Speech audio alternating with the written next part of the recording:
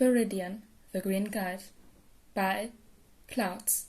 My head in the clouds not coming down. Read by Oakshadow 5. Chapter 56. Shift. Summary. I'm sorry. Izuku scaled the wall of the alley, ignoring the growing number of scrapes on his hands as he left yet another criminal zip-tied to a dumpster for the police to find. He'd lost track of how many criminals he'd apprehended so far that night. It had to have been more than 5, but honestly he didn't want to keep track. He just figured that it was easier to throw himself into fights than it was to face the battle that was raging in his head right now.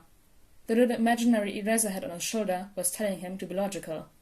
Yes, he'd messed up, but he'd saved more people than he'd allowed to die. Without him, the Asui kids might have become orphans, so he had to be doing at least some good, right? On his other shoulder, however, a little imaginary Kachan was yelling at him that vigilantism was just one more thing he couldn't do right.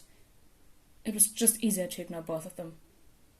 Thankfully, his online order for a new hoodie had come in sooner than he had expected, so even if he still had to use the wrong color of marble, he could pretend that things were back to normal. Kind of. Busy night, huh? Izuku jumped as he heard a voice speak up behind him, and almost relaxed when he realized that it was just Eraserhead, but then tensed as he remembered what had happened last time they ran into each other. So much for pretending things were normal. Eraserhead. Izuku forced out an awkward chuckle. Fancy seeing you here? Eraser rolled his eyes. Because I'm obviously normally asleep at this time of night, problem child. He sat down on the edge of the roof and glanced back at Izuku in a silent invitation to sit down next to him, but Izuku hesitated. He wasn't sure what Eraserhead had to say to him, but after everything, it couldn't be good. He told Izuku to stay out of the trigger investigation. Izuku hadn't. Someone had died. Finally, Izuku decided that he deserved whatever lecture was coming his way, so it would be less painful to just sit through it and get it over with, right? They sat in semi-awkward silence for another long moment before Eraserhead spoke up. We can't keep doing this, kid. I know. Izuku wrapped his arms around himself. I need to leave the investigation to you. I can't just go off on my own and do things without telling the heroes. Well, yeah, that too, but that's not what I'm talking about. He placed a firm hand on Izuku's shoulder and looked him in the eye. You can't be a vigilante forever, Viridian. You know that, right? It's not a good long-term plan. Izuku froze. I guess I hadn't gone that far. I never really intended it to be long-term, I know. Eraserhead nodded. You weren't planning on living this long, were you? Izuku shook his head and shrunk in on himself a little more. He supposed it was just one more thing to add to the long list of things he'd failed at. Leave it up to a deku like him to not even be able to die right. Eraserhead sighed and ran a hand through his hair. Kid, you know that's not a bad thing, right? Izuku shrugged, but didn't answer. Sure, he'd saved some people, but he'd also hurt some people. At this point, he honestly didn't know whether the world would have been a better place these past few months if he'd just taken a swan dive like Kachan told him to do in the first place. You're using vigilantism as a crutch, problem child. Eraser said finally. It helped you out when you were in a bad place, but now you need therapy, kid. Actual therapy. Not just beating up villains until your brain stops screaming that you're a terrible human being and should have done better. That was a little too accurate to be comfortable. How did I know? Eraser scoffed. You're forgetting I've lost people too.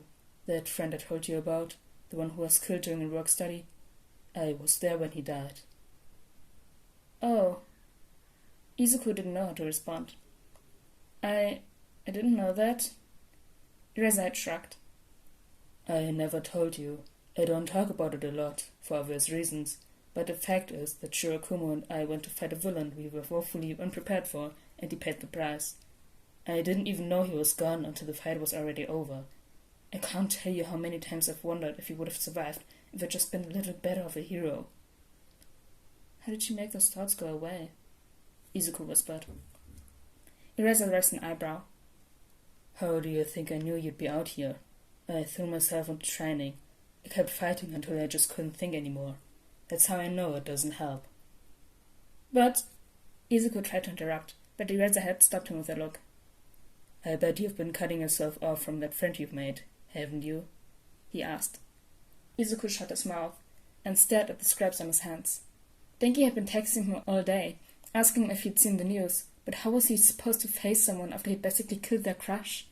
Even just talking about it made Izuku feel a phantom vibration in his pocket, and he froze. That's different. Oh, really? Because it's exactly what I did, Erasa said. Your friends are there for a reason, problem child. You're supposed to be helping each other through stuff like this. What you're doing really isn't healthy, kid. But what am I supposed to do? Izuku hated how broken he sounded, and he wiped furiously at his eyes in an attempt to stop the tears.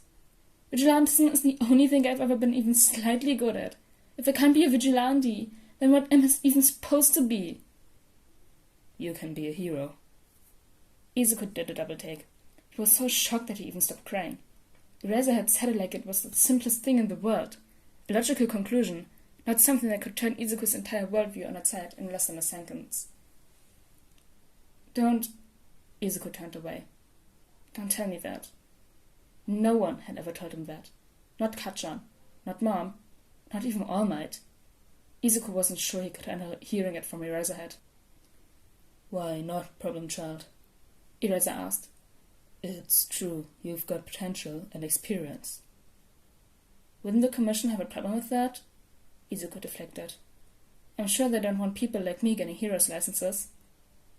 You would be surprised, Eraserhead said. There's actually an entire program designed to help people like you. Who? Suicidal teens? Izuku joked. Maybe if you could just get off this topic, he could forget that Eraserhead wouldn't even be bringing this up if he knew Izuku was quirkless. I think I heard about that in assembly one time. Don't try to change the subject, kid. Eraserhead glared at him. Vigilantes. Obviously, the Commission doesn't want a lot of you running around without licenses, so they created a rehabilitation program that would basically act as a sort of parole after you're taken into custody. As long as you meet the requirements. Requirements that I don't meet. Izuku cut him off. I'm not even a real vigilante. It didn't even matter what the requirements were. Due to him not technically being a vigilante, he didn't qualify. He was completely certain that the Hero Commission would never approve a quirkless kid to take part in a program like what Erasa was describing. Not that Izuku deserved to be able to take part in it anyway. And why not? Erasa had pushed. Just because you've made some mistakes. Just because there were some people you failed to save. That doesn't make you any less of a real vigilante, problem child, and it won't make you any less of a hero either. That's not... Izuku groaned and aggressively stamped down on the tiny spark of hope that Erasa's words were trying to light in his heart. People like me can't be heroes, Eraserhead. It took me a long time to come to terms with that, and this whole conversation isn't helping. Other vigilantes have done it, Erasa argued. You met the Crawler, right? He's one of Ingenium's sidekicks now, but that wasn't always the case. He used to be vigilante, just like you, so if he can do it... No, Izuku said firmly. He didn't know how he hadn't made that connection after meeting the Crawler, but it didn't matter, because even if Erasa had thought they were the same, they weren't.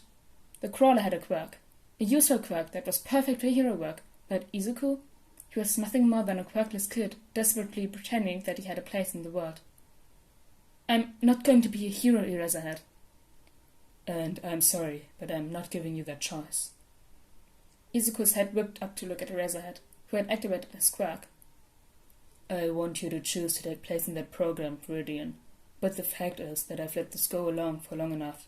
You need help. Help that vigilantism can't give you, and I'm sorry, kid, but both as a hero and as someone who cares about you, I can't let you keep destroying yourself like this. I have to do what's best for you, even if it hurts both of us. So, problem child, you can either agree to participate in the program of your own free will, or I can take you in and have a judge-mandated participation. What's it gonna be?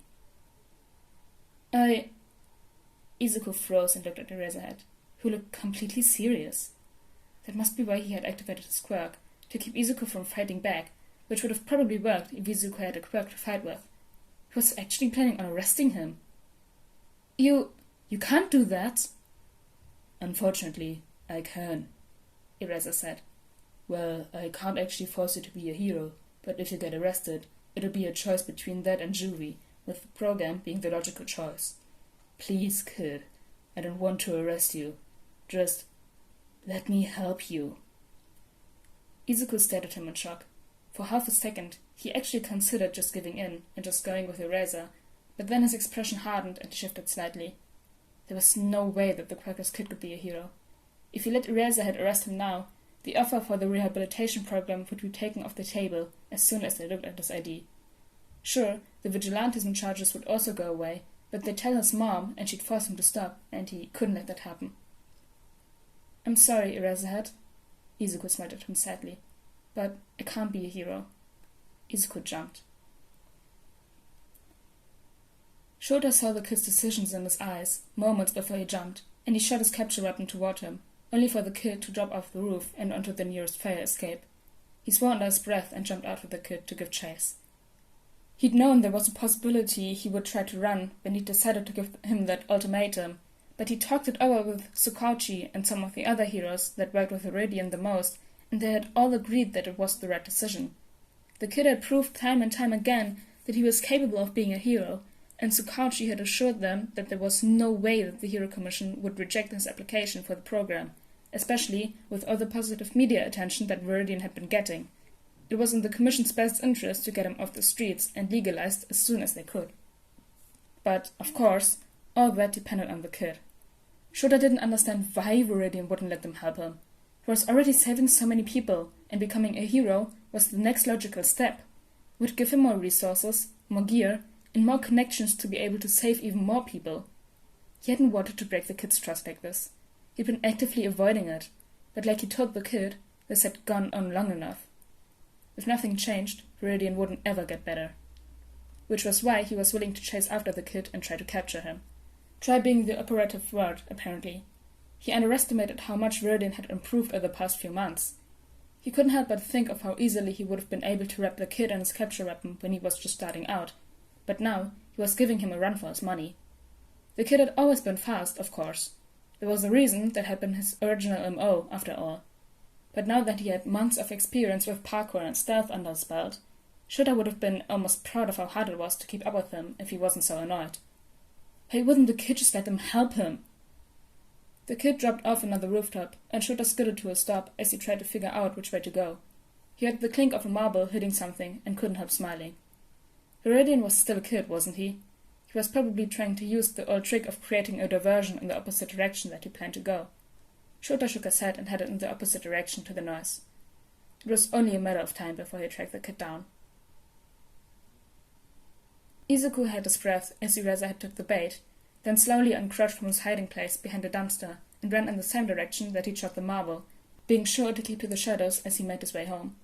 It wouldn't take long for Eraserhead to figure out he'd tricked him, so Izuku didn't waste any time taking off his hoodie, tying it around his waist to hide his weapons, and switching streets, heading toward the nearest train station, wiping away the tears that were starting to flow again despite his best efforts. This was going to make things a little more difficult.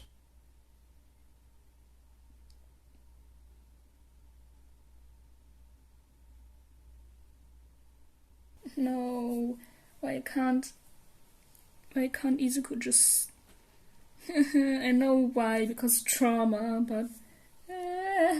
just go with Shota, please. Anyways, guys, I hope you all enjoyed chapter 55 of Reading the Green Guide, and I'll see you all next time. Bye!